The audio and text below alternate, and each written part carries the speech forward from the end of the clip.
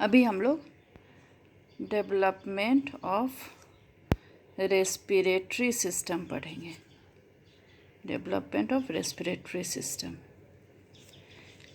जैसे ये एक आदमी है, ये इसका नेक का पार्ट हो गया। जब ये एम्ब्रियोनिक स्टेज में होता है,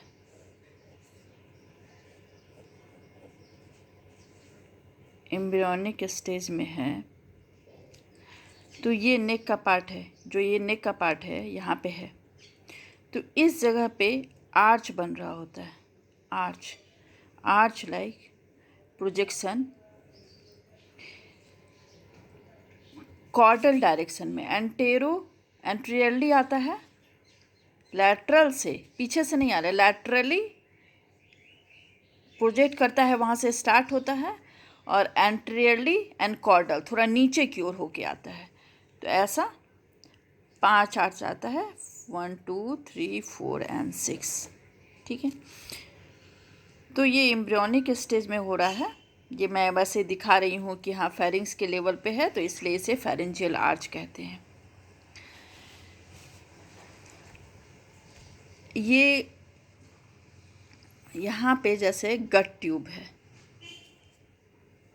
दिस इज फेरेंजियल आर्च, ये फेरेंस के लेवल पे है। ये गट ट्यूब है, तो ये जैसे फोरगट है, ये मिड गट है, और ये हाइंड गट है। तो फोरगट पे क्रैनियल लेवल पे, क्रैनियल मोस्ट नहीं, एक क्रैनियल हुआ, एक कॉर्डल हुआ, एक क्रैनियल मोस्ट हुआ।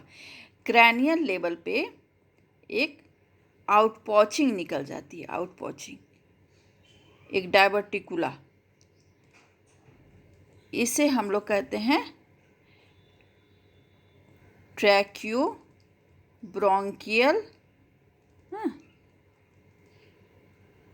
डायवर्टिकुला, क्योंकि इसे यहाँ ऊपर वाले भाग से ट्रैकिया बनना है और नीचे ब्रोंकस। अभी लंग की बात नहीं हुई, इस स्टेज में सिर्फ ट्रैक्यू ब्रोंकियल डायवर्टिकुला इसे कहते हैं। हम लोग इस तरीके से अच्छे से समझ सकते हैं। जैसे ये वेंट्रल एस्पेक्ट है, ये अभी फेस मैंने नहीं दिखाना चाहा है, मैंने दिखाना चाहा कि ये वेंट्रल एस्पेक्ट है, एंट्रियरली। ये समझ लेते हैं कि गट ट्यूब है, गट ट्यूब है, इसमें यहाँ तक फोरगट हो गया, यहाँ मिडगट हो गया, यहाँ हाइंडगट हो गया। फोरगट में ये कॉर्डल पार्ट हो गया, ये क्रैनियल पार्ट हो गया, और ये क्रैनियल मोस्ट पार्ट हो गया। क्रैनियल मोस्ट पार्ट में, क्रैनियल मोस्ट यहाँ पे बोतल का ढक्कन दिख रहा है, तो क्रैनियल मोस्ट पार्ट में बिहाइंड द नेसल कैविटी नेसोफेरिंग्स हो गया, ओरल कैविटी के बिहाइंड ओरोफेरिंग्स हो गया। अब यहाँ लैरिंग्स बनना है। लैरिंग्स का कुछ पार्ट जो है हम लोग देख रहे हैं, ये जो आगे की प्रोजेक्शन निकला हुआ है, दिस इज ट्रैक्योब्रोंकियल डायवर्टिकुला। ये जो ग्लास टाइप का निकला हुआ है यहाँ से, तो कुछ पार्ट है जो अंदर में है, ठीक है, तो उसे लैरिंग्स बनना है। ये ट्रैक्योब्रोंकियल है, ट्रैक्योब्रोंकियल डायवर्टिकुला। हम लोग जानते हैं ट्रैकिया के ऊपर लैरिंग्स होता है। अब जो अंदर में प्रोजेक्टेड पार्ट है, इस ग्लास, जो ये ग्लास है, इसका अंदर में जो प्रोजेक्टेड पार्ट है, उसे लैरिंग्स बनना है, लैरिंजियल कार्टिलेज। ठीक है, वैसे हटा दिए। उसमें ऊपर की तरफ, ग्लास का एक भाग ऊपर की तरफ यहाँ पे स्वेलन है। अगर अंदर से खोल के, हम कैप खोल के अंदर से देखते हैं, तो यहाँ पे एक प्रोजेक्शन निकला हुआ है, एक नीचे में प्रोजेक्शन निकला हुआ है। तो ऊपर वाले प्रोजेक्शन को कहते हैं एपिग्लोटिक स्वेलिंग, एपिग्लोटिक प्रोमिनेंस, और नीचे वाले को कहते हैं एरिटिनॉइड स्वेलिंग। तो ये सारे लैरिंजियल कार्टिलेज बननी है, और ये वेंट्रल एस्पेक्ट शो कर रहा है। अगर इस तरह से हम लोग काट देते हैं एंटीरियर एंड पोस्टीरियर डिवीज़न में, तो यहाँ पे है फर्स्ट आर्च, जहाँ से फर्स्ट आर्च से मैक्सिलरी और मैंडिबुलर प्रोसेस दो भाग हो जाती है। सेकेंड आर्च से फिर हायोड होता है, थर्ड आर्च से भी हायोड होता है। सेकेंड आर्च में कौन सी कार्टिलेज होती है? Lesser cornu and the upper part of the body of hyoid. Third से होता है lower part of the body of hyoid and the greater cornu. फिर फोर्थ एंड सिक्स्थ आर्च से लैरिंग्स बन रही होती है। तो फोर्थ आर्च से बनता है टेक, कौन बन रहा है? थायरॉयड कार्टिलेज बन रहा है, एपिग्लोटिस बन रहा है एंड क्यूनिफॉर्म बनता है, ठीक है। और सिक्स्थ आज से कौन सा लैरिंजियल कार्टिलेज बन रहा है? उससे काक।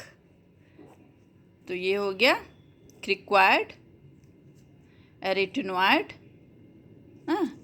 और कॉर्निकुलेट। ये क्यूनिफॉर्म है, थायरॉयड, एपिग्लोटिस एंड क्यूनिफॉर्म।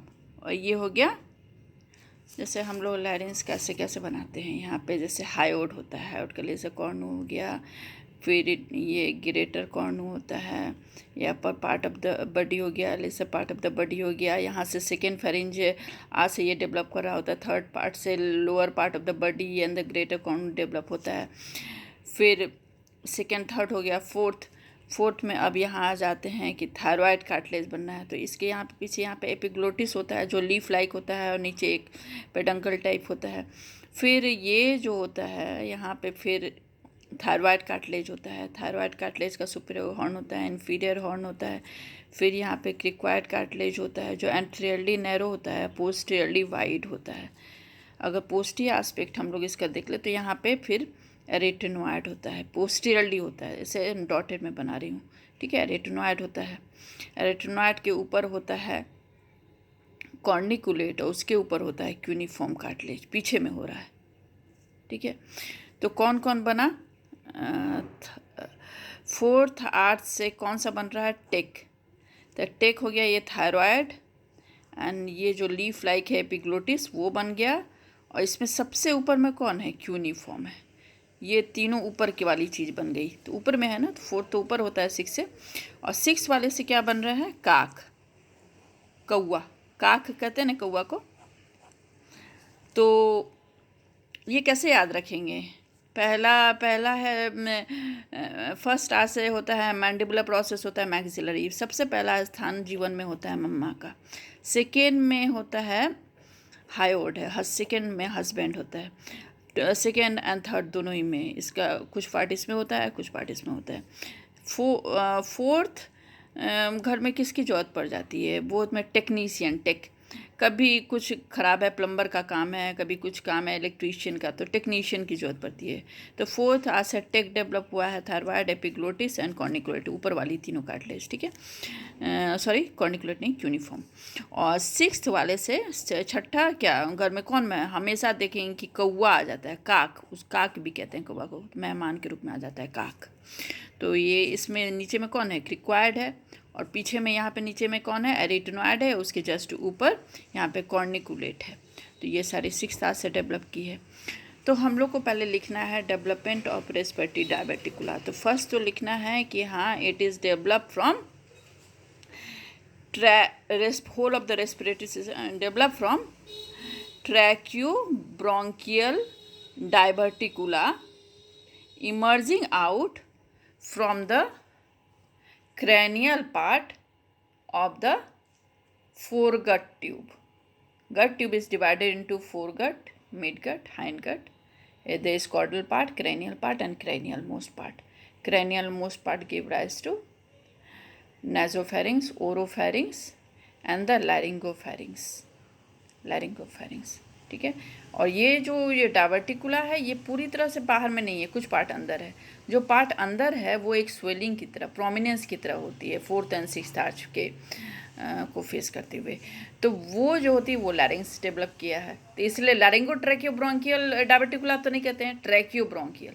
तो वो लैरिंग्स डेवलप कर रही है वहाँ से, और यहाँ से ट्रैकिया एंड ब्रोंकस डेवलप कर रहा है इस वाले प्रोजेक्शन से, ठीक है। तो यहाँ पे हम लोग जान गए फेरिंजियल आर्च यहाँ पे हो रहा, तो इसलिए अब जो ट्रैकिया भाई ये बाहर निकल गई है, तो यही इसमें ऊपर से एक पर्दा गिरता है और नीचे से एक पर्दा उठता है और ये क्लोज हो जाता है। जो बीच में ओपनिंग हो गई है इस बोतल और ये वाले गिलास के बीच में जो ओपनिंग है, ये इसे क्लोज होना होता है। तो क्लोज साइड बाय साइड नहीं होता है, ये ऊपर से पर्दा गिरता है, जैसे सिनेमा हॉल में गिरता है ऊपर से पर्दा, और नीचे से भी पर्दा उठता है, बीच में जाके दोनों क्लोज कर जाते हैं। तो यही जब क्लोजिंग नहीं होती है तो ट्रैकियो ओएसोफेजल फिस्टुला बन जाता है। लैरिंग्स तो अंदर वो प्रोमिनेंस से डेवलप किया है, ठीक है, जो arch pharyngeal arch 4th and 6th, और यहाँ पे ट्रेकियोसोफेजियल फिस्टुला बन जाता है अगर नहीं होता है। जो ऊपर वाली पर्दा गिर गई और नीचे वाली पर्दा नहीं उठी है तो वो सबसे कॉमन होती है, जो हम लोग आगे जाके डिस्कस करेंगे, ठीक है। तो यहाँ से फिर इस वाले पार्ट से ट्रेकिया डेवलप होता है। तो trachea is develop from upper part of the tracheobronchial diverticula, ठीक है। तो हर चीज़ के जो ऑर्गन होती है, जैसे ट्रेकिया हो गया, ब्रोंकस, उसमें होती है एक इंडोथीलियम होती है, उसका फिर मसल लेयर होते हैं, फाइब्रो एरियुलर टिश्यू होती है इसकी फिर मसल्स के अराउंड। तो इंडोथीलियम जो है, हम लोग जानते हैं कि गट ट्यूब जो है वो इंडोडर्म होता है, इंडोडर्म से डेराइव्ड है पूरा जीआईटी। तो इंडोथीलियम जो हो गई ट्रेकिया की, ये इंडोडर्म से डेराइव हुई। अब इसके चारों जो मसल लगना है वो मसल जो हो गया splanchnopleuric layer of lateral plate mesoderm, उससे डेराइव होती है।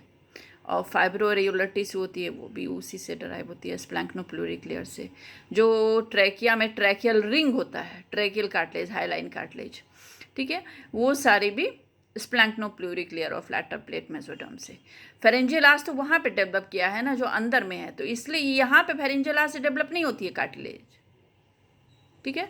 वो अंदर में लैरिंग्स की कार्टिलेज जो होती है वो फेरेंजियल आर्च से डेवलप होती है, ट्रेकिया की नहीं। फिर आगे वाली जो सबसे डिस्टल मोस्ट पार्ट हो गई इस डायवर्टिकुला की, वो ब्रोंकस बना देगी। अब ये ब्रोंकस जो होती है वो दो भाग में ऐसे बढ़ जाती है, एक राइट साइड में होती है और एक लेफ्ट साइड में होती है।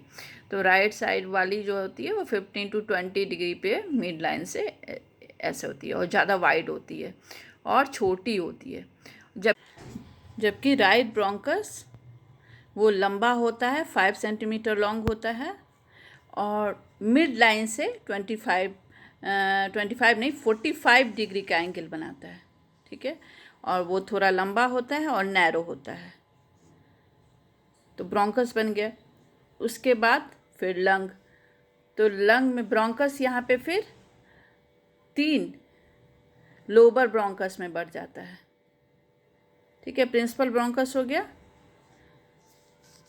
जो कि राइट ब्रोंकस हो गया और लेफ्ट ब्रोंकस हो गया। उसके बाद फिर लोअर होता है ब्रोंकस, उसके बाद सेगमेंटल और उसके बाद फिर होता है टर्सरी ब्रोंकस। तो लोअर ब्रोंकस जो होता है राइट साइड में नॉर्मली 3 होता है और लेफ्ट साइड में 2 होता है।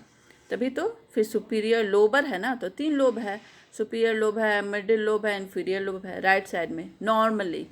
और उसके बाद लेफ्ट साइड में 2 है, सुपीरियर एंड इन्फीरियर है, ठीक है। तो उस तरीके से फिर ये 2 में ब्रोंकस में बटा, फिर लोअर ब्रोंकस हो गया और उसके बाद फिर उसकी फाइनल ब्रांचिंग होते जाती है।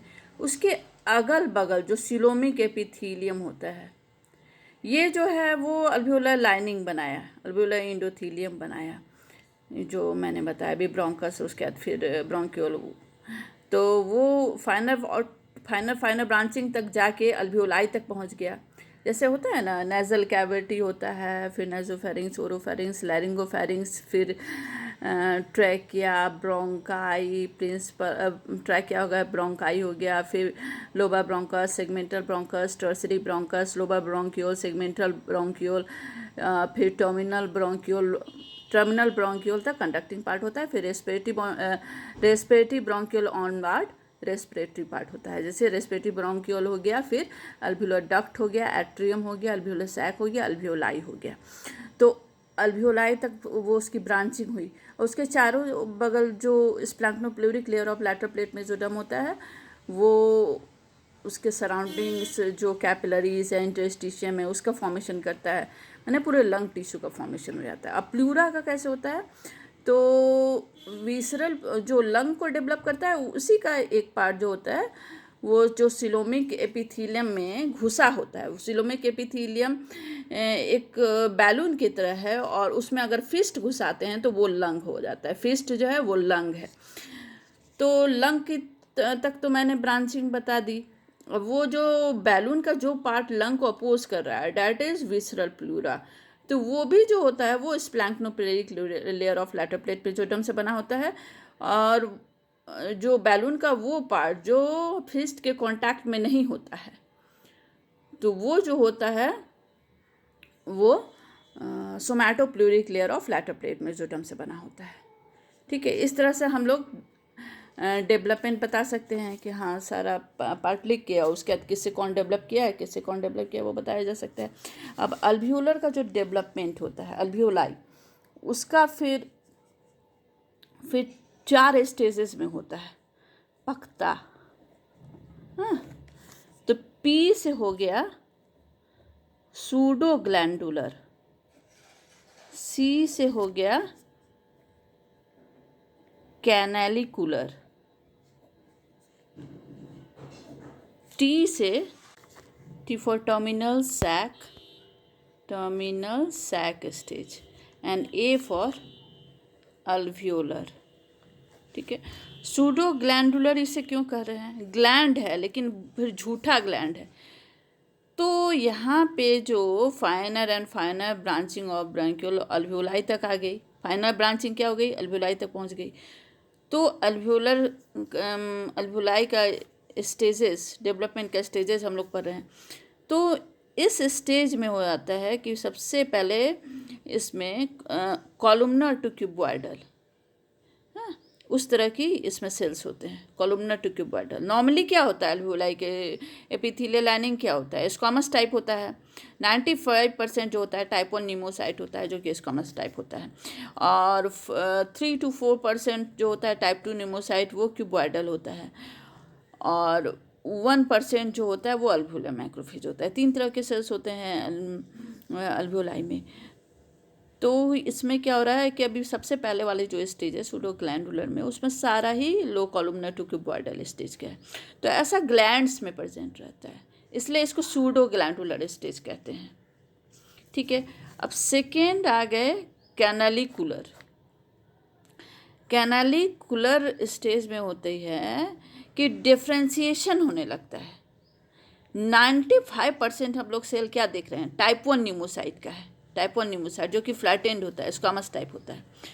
तो ये जो कॉलुमनर टू क्यूबॉइडल सेल होता है वो डिफ्रेंशिएट कर जाता है, फ्लैटेंड हो जाता है, स्क्वामस टाइप हो जाता है। तो ये जो डिफ्रेंशिएशन होता है, डिफ्रेंशिएशन किस में हुआ? टाइप 1 में। किस में नहीं हुआ? ये 3 to 4%, जो कि क्यूबॉइडल ही रह गया, जैसा था वैसा रह गया, और ये फ्लैट हो गया। तो इसमें डिफ्रेंशिएशन हुई है, इसमें नहीं डिफ्रेंशिएशन हुई है। तो ये जो चेंजेस होते हैं ये कैनालिकुलर स्टेज में होती है। सूडो ग्लैंडुलर फेज जो बोल 6 to 16, ठीक है। अब ये जो होती है वो 16 to 26, ये हो गया 26 to 8 month, और इसमें हो जाता है ये 30 to 8 month। इस पीरियड में होती है ये सारी। और यहाँ पे क्या है 6 to 16, 6 से 16 वीक में ये सारे डिफ्रेंशिएशन स्टार्ट होते हैं। तो 6 वीक में ये अल्वियोलर स्टेज तक पहुँच गया होता है, और फाइनल स्टेजिंग जो होती है फिर ये चारों फेज से होकर ये गुजर के फिर अल्वियोलर स्टेज में आता है। ठीक है, लंग का जो डेवलपमेंट हो रहा है फाइनल स्टेज का। तो ये 6 वीक, तो एंड ऑफ 4 वीक में ये डायवर्टिकुला एराइज होती है, ट्रैकियोब्रोंकियल डायवर्टिकुला। ये जो ट्रैकियोब्रोंकियल डायवर्टिकुला है ये एंड ऑफ 4th वीक में, और 6 वीक में वहाँ तक पहुँच जाती है ये चारों स्टेज तक। ठीक है, अब यहाँ पे तो डिफ्रेंशिएशन हो गया। अब ये टर्मिनल सैक स्टेज में यहाँ पे एक्सचेंज होने लगते हैं, हाँ? रेस्पिरेटरी मेम्ब्रेन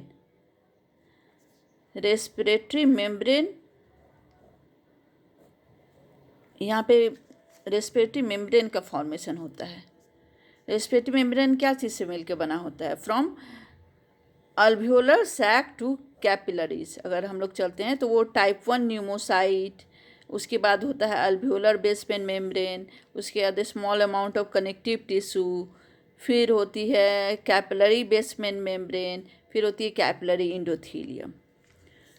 तो ये टर्मिनल सैक पीरियड में ये रेस्पिरेटरी मेम्ब्रेन का फॉर्मेशन होता है, जिससे होके O2 एंड CO2 का एक्सचेंज होता है। अल्वियोलर स्टेज में क्या होता है, अब इस तरह से ही रह जाए, अच्छे से आदान प्रदान हो O2 CO2 का, इसके लिए क्यूबॉइडल एपिथेलियम जो है टाइप 2 न्यूमोसाइट वो सर्फेक्टेंट प्रोड्यूस करता है। तो ये टर्मिनल सैक पीरियड जो कि 38 वीक में हो रही है, वो अल्वियोलर सर्फेक्टेंट का प्रोडक्शन हो रहा है, जिससे वो पेटेंट रह पाए, वो फूला हुआ रह पाए, जिससे वो आदान प्रदान हो सके O2 CO2 का। तो यही 30, इसलिए ये इसको हम लोग ना 28 to 30 होता है। तो इसलिए 28 वीक को ना एज ऑफ वायबिलिटी माना गया है कि उसके पहले जो बच्चा अगर जन्म लेगा तो वो सांस नहीं ले पाएगा 28 वीक के पहले, और 28 वीक के बाद वो सर्फेक्टेंट वहाँ प्रोड्यूस होने लगता है। लेकिन अगर हम माँ को कॉर्टिसोल का इंजेक्शन देते हैं तो वो जो होता है वो फाइब्रोब्लास्ट न्यूमो, तो कॉर्टिसोल का इंजेक्शन देने पर फाइब्रोब्लास्ट न्यूमोसाइट फैक्टर, कौन सा न्यूमोसाइट, टाइप 2 न्यूमोसाइट। तो ये कॉर्टिसोल का इंजेक्शन देने पर फाइब्रोब्लास्ट न्यूमोसाइट फैक्टर ये सिक्रीट हो जाता है। तो ये सिक्रीट होने से टाइप 2 न्यूमोसाइट को ये स्टिमुलेट करता है पल्मोनरी सर्फेक्टेंट प्रोड्यूस करने के लिए। ये वही अल्वियोलाई 95% जो हो गया वो स्क्वामस टाइप हो गया, और वो 3 to 4% जो हो गया वो क्यूबॉइडल नेचर, ये टाइप 2 हो गया, ये टाइप 1 हो गया, और अल्वियोलर मैक्रोफेज या डस्ट सेल तीसरा टाइप का सेल होता है, टाइप 3 न्यूमोसाइट। तो टाइप फाइब्रोब्लास्ट न्यूमोसाइट फैक्टर ये कॉर्टिसोल के इंजेक्शन देने पर ये सिक्रीट होने लगता है। नॉर्मली ये 28 वीक में होता है, लेकिन इससे पहले भी अगर हम लोग कॉर्टिसोल का इंजेक्शन दे देते हैं तो ये फाइब्रोब्लास्ट न्यूमोसाइट फैक्टर सिक्रीट होने लगता है, जो कि टाइप 2 न्यूमोसाइट को स्टिमुलेट करता है सर्फेक्टेंट प्रोड्यूस करने के लिए। तो इसलिए प्रीमेच्योर बेबी में हम लोग कॉर्टिसोल का इंजेक्शन देते हैं माँ को, ताकि सर्फेक्टेंट प्रोड्यूस हो जाए। तो इस तरह से हम लोग का पूरा development of the respiratory system हो गया। अब इसके कॉम्प्लिकेशन में यहाँ पे तो हम लोग पख्ता हो गया, ये फाइनल स्टेज में जो लंग का डेवलपमेंट हो रहा है ये 4 स्टेजेस में हो रहा है। सूडोग्लैंडुलर, वहाँ पे अल्वियोलर स्टेज में ये 4 तरह के चेंजेस हो रहे हैं, ठीक है। तो इसका कॉम्प्लिकेशन, ये जो पकता, तो क्या पक रहा है, भात पक रहा है, भात। तो ये हो गया कॉम्प्लिकेशन। तो इसमें पहला हो गया वैक्टेरल, और H से हो गया, सो कॉम्प्लिकेशन इज भात। V for वैक्टेरल, H for Highline membrane disease, A for abnormal lobe, and T for ट्रैकियोइसोफेजियल fistula. V for वैक्टेरल, bacterial नहीं, वैक्टेरल, VACTERL, वैक्टेरल। तो V for vertebral anomaly, A for anorectal anomaly, C for cardiac deformity, T for ट्रैकियोइसोफेजियल fistula, E for oesophageal atresia, R for renal anomaly, L for limb defect, ठीक है। तो अगर respiratory defect कुछ पता चलता है तो हम लोग को ये भी देखना चाहिए कि उसमें कोई वर्टिब्रल एनोमली तो नहीं है, एनल कनाल का या रेक्टम का कोई गड़बड़ी तो नहीं है, ठीक है, और कार्डियक डिफेक्ट तो नहीं है, एसोफेजियल अट्रेशिया तो नहीं है, उसमें ट्रैकियोइसोफेजियल फिस्टुला तो नहीं है, रीनल एनोमली, लिम्ब डिफेक्ट ये सब तो नहीं है। तो ये सबको रूल आउट करना होता है, ठीक है। Hyaline membrane disease, hyaline membrane disease में क्या होता है, ब्रोंक्यूलर सर्फेक्टेंट, अल्वियोलाई को पेटेंट रखने के लिए अल्वियोलर सर्फेक्टेंट प्रोड्यूस होता है। तो अल्वियोलर सर्फेक्टेंट नहीं प्रोड्यूस होकर एक हाइलाइन मेम्ब्रेन, वहाँ पे हाइलाइन मेम्ब्रेन का फॉर्मेशन हो जाता है, जिसके कारण रेस्पिरेटरी एक्सचेंज नहीं हो पाता है, ऑक्सीजन डिप्राइवेशन हो जाता है। This is called hyaline membrane disease. अब ए से हो गया एबनॉर्मल लोब। एबनॉर्मल लोब थी 2 तरह का हो सकता है, एक तो हो जाता है अजाइगस लोब और दूसरा होता है लोब ऑफ अजाइगस वेन। तो अजाइगस लोब क्या होता है? अजाइगस लोब हो गया कि राइट साइड में नॉर्मली 3 होता है, लेफ्ट साइड में 2 लोब होता है। तो 3 नहीं हो के 4 हो जाए, 5 हो जाए, या कम ही हो जाए, 3 नहीं हो के 2 हो, 2 लेफ्ट साइड में 2 लोब होता है, 2 नहीं हो के 3 हो, 4 हो, या 1 ही हो। तो इस तरह के जो लोब के चेंजेस होते हैं उसे कहते हैं अजाइगस लोब। लोब ऑफ अजाइगस वेन क्या होता है कि मेडिएस्टिनल सरफेस, अगर हम लोग राइट साइड का लंग लेते हैं, राइट साइड का ये लंग है, ये एंटीरियर बॉर्डर है, ये पोस्टीरियर बॉर्डर है, यहाँ पे रूट ऑफ लंग है, रूट ऑफ लंग है, यहाँ पे पीछे एक इम्प्रेशन होता है, तो ये होता है आर्च ऑफ अजाइगस वेन का इम्प्रेशन। तो ये किनारे में यहाँ पे ऐसे जा रहा होता है पीछे में रूट ऑफ लंग के। लेकिन ये अगर इधर नहीं जाके और थोड़ा लैटरली डिविएट होके फिर इधर आ रहा हो, तो ये लंग के सब्सटेंस को थोड़ा सा पेनिट्रेट कर देता है। प्लूरा है लेकिन उसके ऊपर से इस तरह से वहाँ पे इंडेंटेशन कर देता है, जिससे एक यहाँ पे एक छोटा सा लोब बन जाता है, लोब, जो कि ट्रू लोब नहीं है, क्योंकि इसको अपना ब्रोंकस नहीं होता है। ट्रू लोब क्या होता है? ब्रोंकोपल्मोनरी सेगमेंट जो होता है वो ट्रू लोब होता है, जिसमें अपना टर्सरी ब्रोंकस होता है। लेकिन ये ट्रू लोब नहीं होता है। क्या चीज़ से बना होता है? अजाइगस वेन के इंडेंटेशन से बन जाता है, इसलिए इसे कहते हैं लोब ऑफ अजाइगस वेन। ठीक है, तो 2 तरह के हो गए एबनॉर्मल लोब। टी से हो गया ट्रैकियोएसोफेजियल फिस्टुला, जो मैंने बताया था, इसमें कि ऊपर से भी एक पर्दा गिरता है, नीचे से भी एक पर्दा उठता है, तो ये दोनों जाके फ्यूज़ कर जाता है, तो अलग अलग 2 ट्यूब हो जाती हैं। लेकिन अगर नीचे से पर्दा नहीं उठे, सिर्फ ऊपर का पर्दा गिर जाए, तो ये सबसे ज़्यादा कॉमन होता है। 85% केस में इस तरीके का होता है कि नीचे से कम्युनिकेशन हो जाता है। ठीक है, ट्रैकिया के नीचे कॉर्डल वाले पार्ट में, वहाँ पे ट्रैकिया और एसोफेगस का कम्युनिकेशन हो जाता है, तो ये सबसे ज़्यादा कॉमन